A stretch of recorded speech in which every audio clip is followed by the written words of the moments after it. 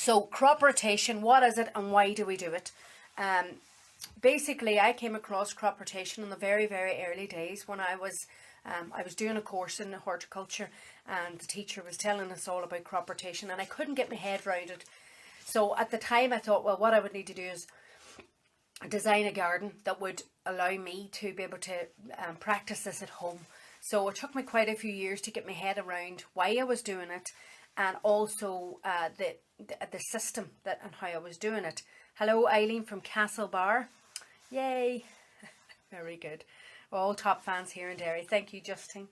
Anyway, right. So what I came across this now, obviously, because we're doing it this way, this is why I wanted it switched around today. You're not going to be able to read this because it's back to front, but I can take a photograph of this and put it up on the page in a little while. And by the way, I haven't got out to take photographs of the wormery yet, but I'll do that this afternoon. As I say, I'm now out in the office, so I'm more focused today. But anyway, so I came across this about crop rotation, and it's a method of keeping certain families together in a vegetable bed and then moving them around to the next vegetable bed. So for instance, if you had 4 vegetable beds, separate beds, that you're moving those crops, those families, so you're keeping all your cabbage family together, you're keeping your onion family together and your potato family together, and then you're moving them around each year to the next bed and the next, and then it goes up into the next. So by the time that it's coming, so for instance, and again, apologies for back to front, the potatoes are here in 2020. In 2021, they're up here in this bed. 2022, 2023, and then by 2024, they're back here. So if there was any disease or pests that the potato was a host for, then you're taking them away from that soil, and it's 4 years before it's back into that soil. So if there's any disease that has multiplied because it's had the host of the potato, then it's the numbers are up here this year, but then they've no host. So by the time that the potatoes come back in, the numbers will have died back. So it's not always a definite, but it helps to minimize these disease and pests that are in the soil that are certain fans of these vegetable families.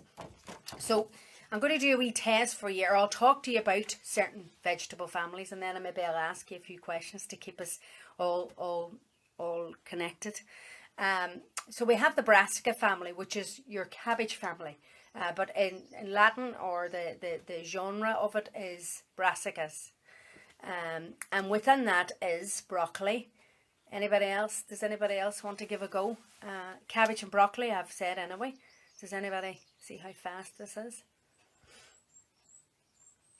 Anybody else give a go?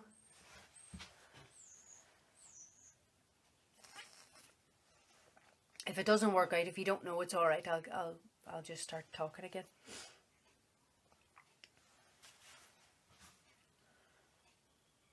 Brussels sprouts. See if the problem is I don't want to. If it's too slow for me, then maybe I might not get it. It's tomato plant, a family of the potatoes. That's right, Eileen. That is it. Yep. I'll let you know the brassicas first, right? So broccoli, Brussels sprouts, cabbages, cauliflower, kale, kohlrabi, radish, swede and turnip. So they are members of the brassica family, and you try and you keep all them together. So if you're planning out your vegetable beds, try and keep the brassicas together. And I would say for definite with them, because there's a disease called clubroot, and you clubroot, yeah, it is called clubroot, and you don't want, sometimes my memory is getting the better of me these days, and what you don't want is, if you don't crop rotate, then there's a chance that comes in into the plants, and once you have it, they say that it's between 4 and 8 years, or some people say it's there for definite. So it's something that you definitely don't want to get in with your cabbage family, and that's why you always keep your cabbages on the move. Then we go down to the legumes. Now the legumes, it's a fancy name for peas and beans, and basically you have, well, your peas, beans, mange too, and all that there. And then also we have the onion family. Now the legumes and the onions are two different families, but they're the good neighbours that I was talking about. So generally we keep them together, and that's in that bed. And then over here, the potato bed, which you're right, Eileen, tomatoes. However, we don't grow tomatoes outside in Ireland too well. If we do, it's probably in Donegal anyway. So I don't know whether if in the south of Ireland, I know quite a few people grow them successfully, but generally you grow them in containers and you take them in and out from the wind. And certainly we could not have them here in our normal vegetable garden. Other members are aubergines, chilies. Now it's telling me other things that it's not right because they're saying other crops here. Chilies, tomatoes, and aubergines are all as well from the tomato and potato family as well. But anyway, so outside we would be generally only growing potatoes in that bed.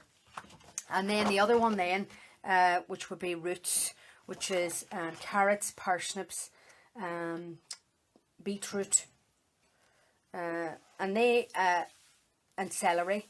Now, beetroot and carrots and parsnips, or beetroot and carrots are from different families, but they're good neighbours. So these are the ones that you would keep within these beds. And what you try to do then is rotate them around.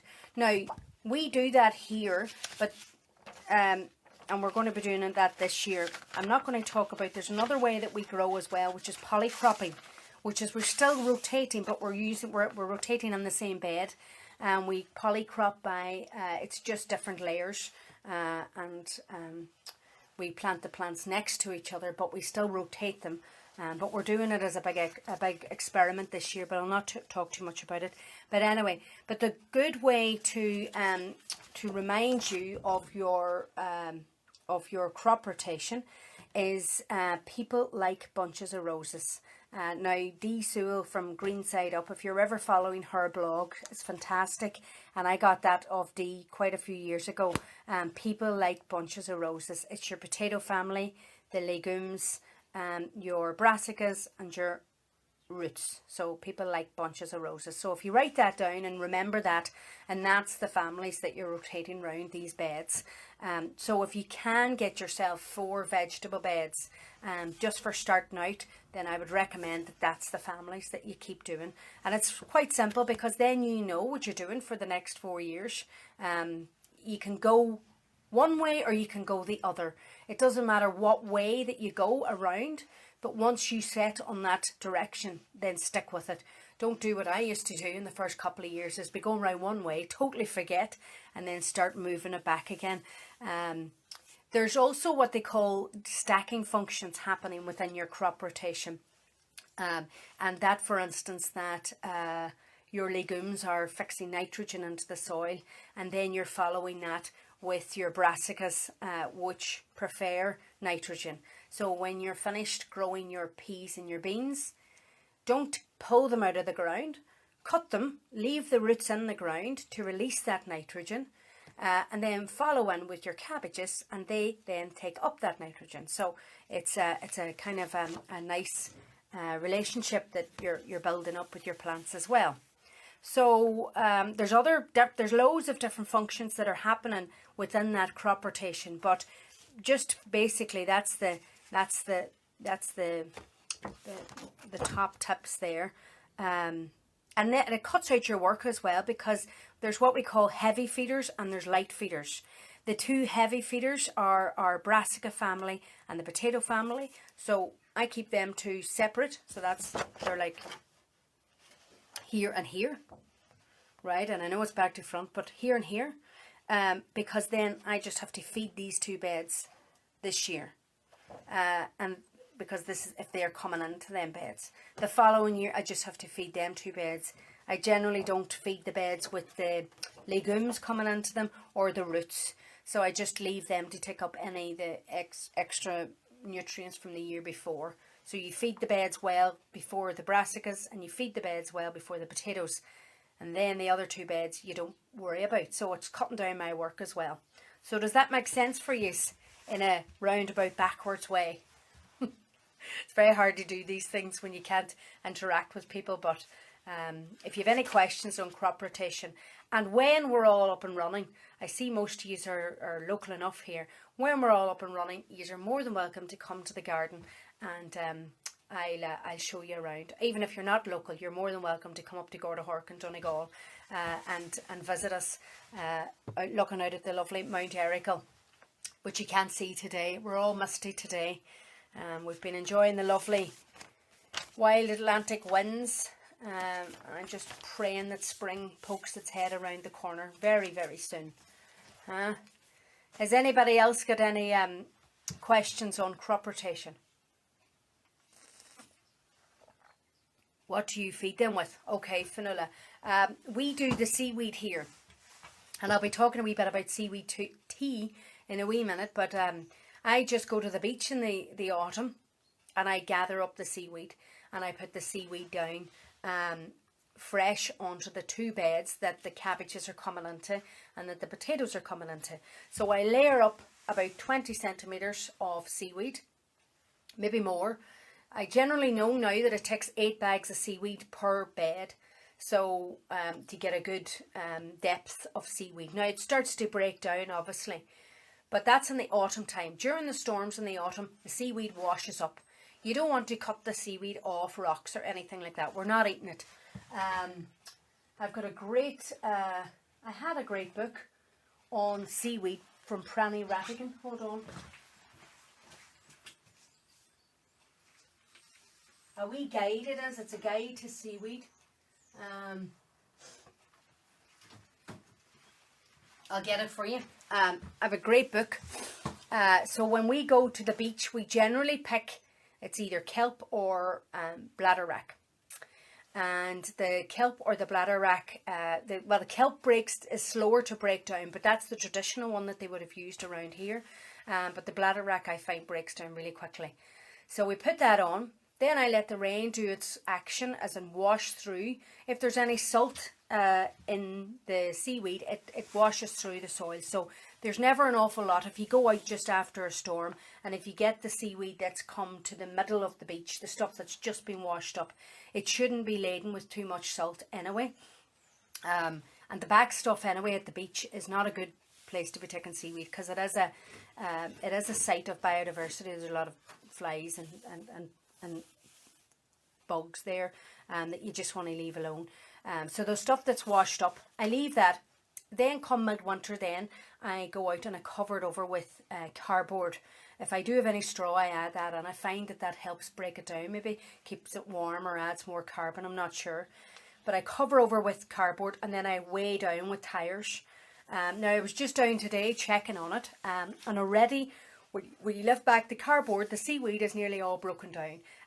I find that that's enough to feed the soil, and it's actually adding a beautiful texture into our soil. We've been doing this for probably 5 years now, that we've been using the seaweed. So I find that that's really good. But we also compost everything on site. So we have our 3-bay compost bin, and we make sure that we compost. So that's what we feed. We use bulky, what they would call bulky manure onto the soil. And then we're going to show you a wee bit about seaweed tea in a wee while. So that's another if my plants need it. But generally, because I've been doing the seaweed, I haven't had any problems. Do I crop rotate in a polytunnel? Only on a 2-year crop rotation in a polytunnel. And that's just, remember, the potato family. But in a polytunnel setting, that's going to be tomatoes, aubergines and chilies. And it's very simple. Where I had them last year, I won't have them this year. So generally in a polytunnel, you'll get the space of 2 rotations. So where I had the big long line of tomatoes this year, I'll change it over to somewhere else next year, and then I'll change it back again the following year.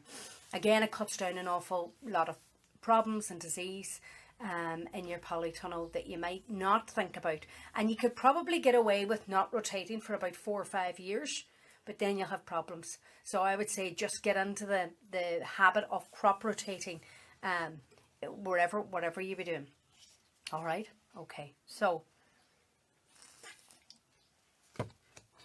and you know, the the benefits of it is that during the winter time, when you're sitting by the fire with a cup of tea with your garden plan, you know what you have to be doing. And that's our garden plan there. It probably looks a bit busy for you all, but hopefully if you're a new gardener, you'll get to this in a few years. And if you do want to be very, very adventurous, I could also email you this as well, and you can have a look at it. I used Grow Veg for my computer program, for my vegetable planning. And that means every year when I go into it and I put a new year, it takes out all the annuals. Now the annuals in a vegetable garden is probably most of your vegetables, because an annual means that it goes from seed to seed in 1 year, or one season, 1 year. Yeah, from seed to seed in 1 year. And a biennial is 2 years, and a perennial means that it'll come back again and again for however long the lifespan of the plant is, or however long you can look after it. So most of our plants are annuals or biennials in a vegetable garden, but we eat them as annuals. So every year that gets cleared off. Most of them, yeah, everything gets cleared off in the winter. So in the winter time, the only crops that would be left on there is crops that we're still eating, but generally we'll be getting ready to replace them.